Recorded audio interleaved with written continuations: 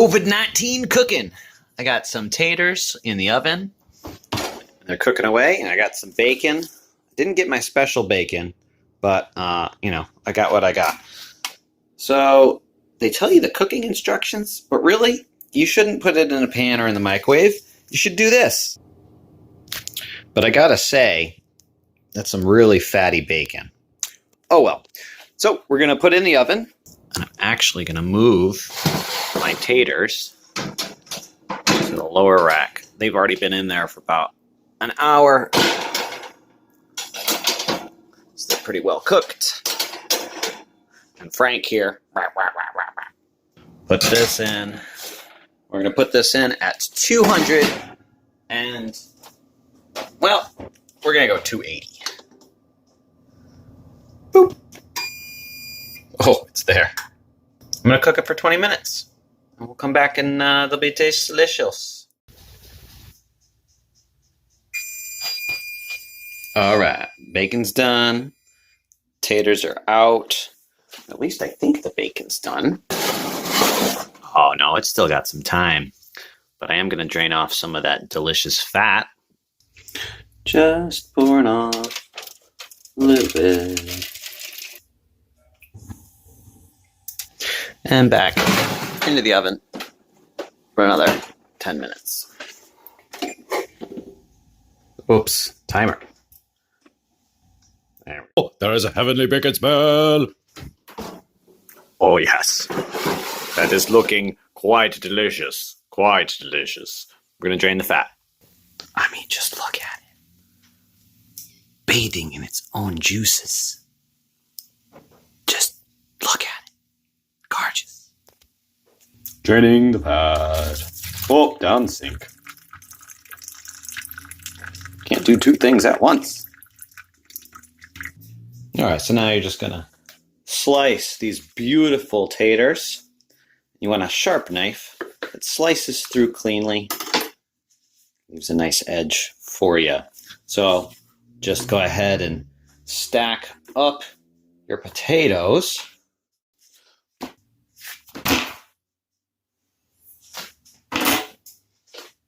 Voila, see, it was that easy. All right, so I'm gonna scoop them out.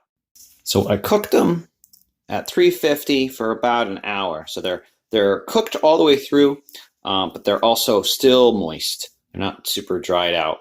I'm gonna keep the potato because it goes great as a side for breakfast.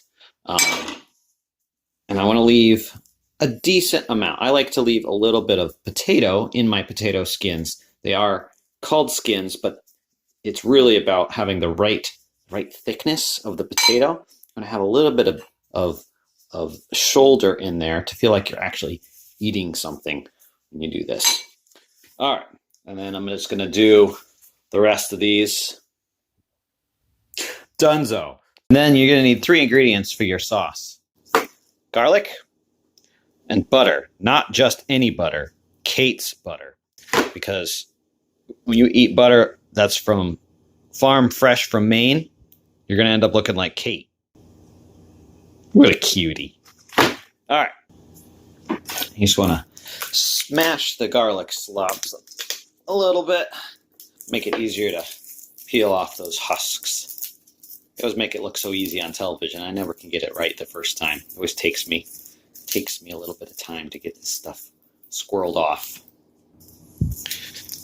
There we go. All right.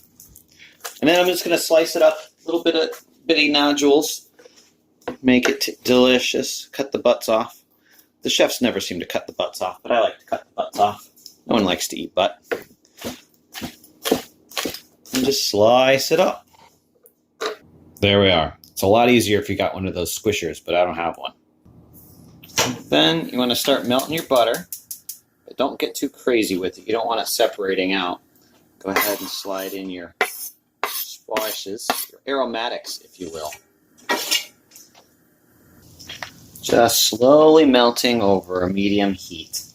It'll start to sizzulate. Just want to get it all melty. In the meantime, you can be getting your bacon ready. So you got to get that all stacked up. And it's pretty fatty, so I'm just using a paper towel to get a little bit excess off of there. We're just gonna slice it up now, just like you do.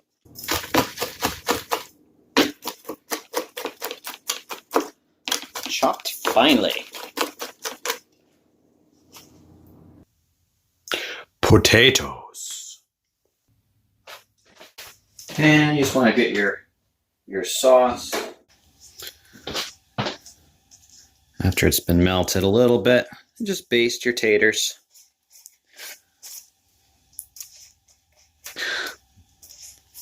Or you can dip them in there. This just makes sure that you get a nice healthy amount everywhere you need it to go. Put some of that garlic right on them.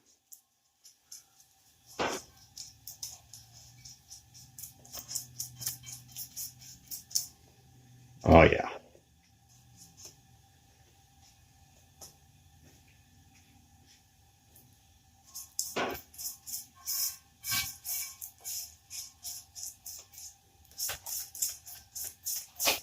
All right, so there you go. And then I like to come in, a little bit of black pepper, freshly ground, of course.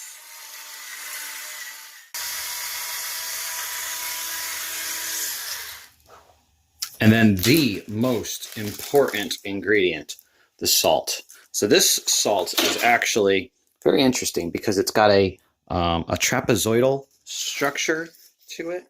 See if I can get a little click closer.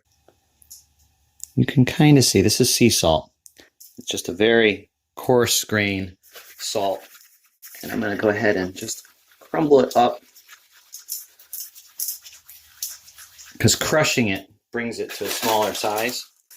And this salt is just a little bit more flavorful than your average table salt.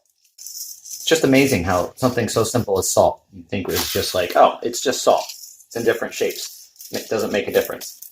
But there's definitely a big difference when you compare this to just regular table salt. So definitely go heavy-handed with the salt. All right, now get these mamacitas in the oven. We're going to do 400, and we're going to do them for about 20 minutes. Actually, I'm going to do 18, and then I'm going to check them. And then while you're waiting for that to cook, get your cheeses out. I recommend a sharp cheese and a mild cheese. Together, they come together in a delicious, melty goodness. Generally, I've just been cutting the cheese all the time. I mean, you can't tell because you're behind the camera. But, you know, I just cut the cheese all the time. And it's just a constant stream of cheese being cut. I like to cut the cheese again in a different direction. Cheese cutting.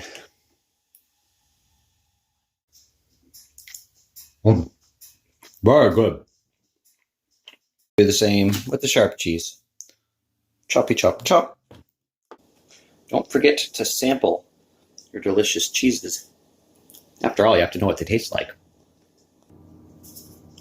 All right, the cheese has been chopped. It's probably a good idea to check those potatoes. Oh, those look nice. I think they're ready to come out. Oh yeah.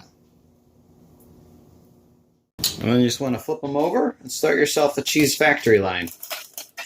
Ooh, those are hot. Oh, beautiful. They got a nice little char, little buttery edge around the rim.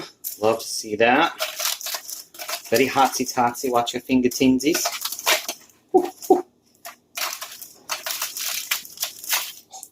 Yeah.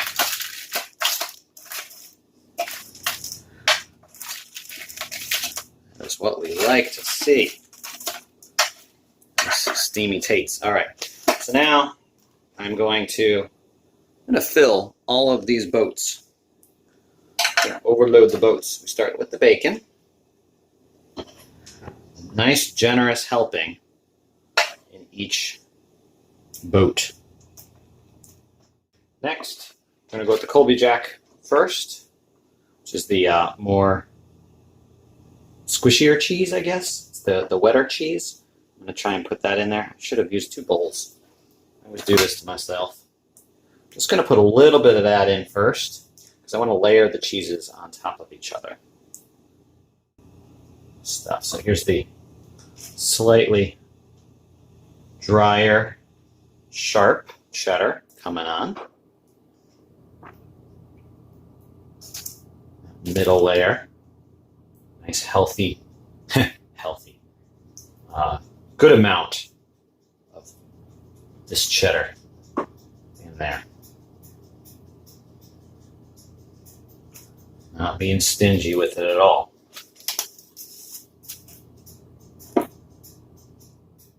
And now, circle back.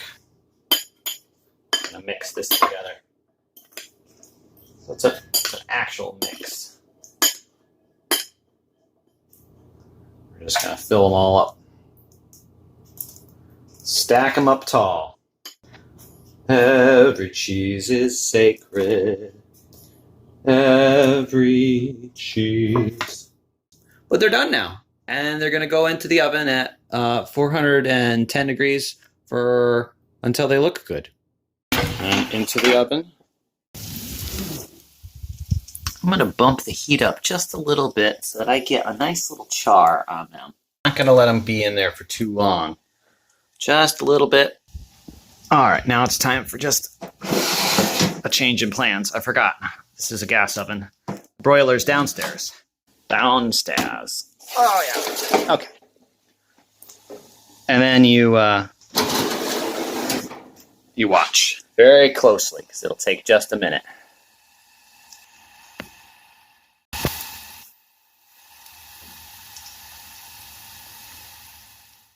Oh, yeah. Here we go. Make sure you give these a good solid 5-10 minutes to rest. They're way too hot to eat. Otherwise, you're going to be doing the tasty bits. And then you want to get your sour cream ready. So it's good. I use Daisy because it comes in a convenient squirt top. For easy one-handed squirtulation.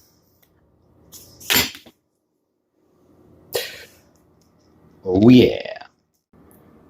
And that is a delicious snack. Fit for a king. Or me. Yummy, yum, yum.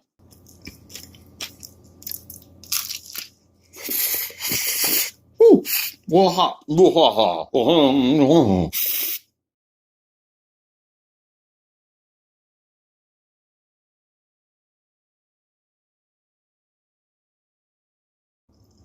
Subscribe.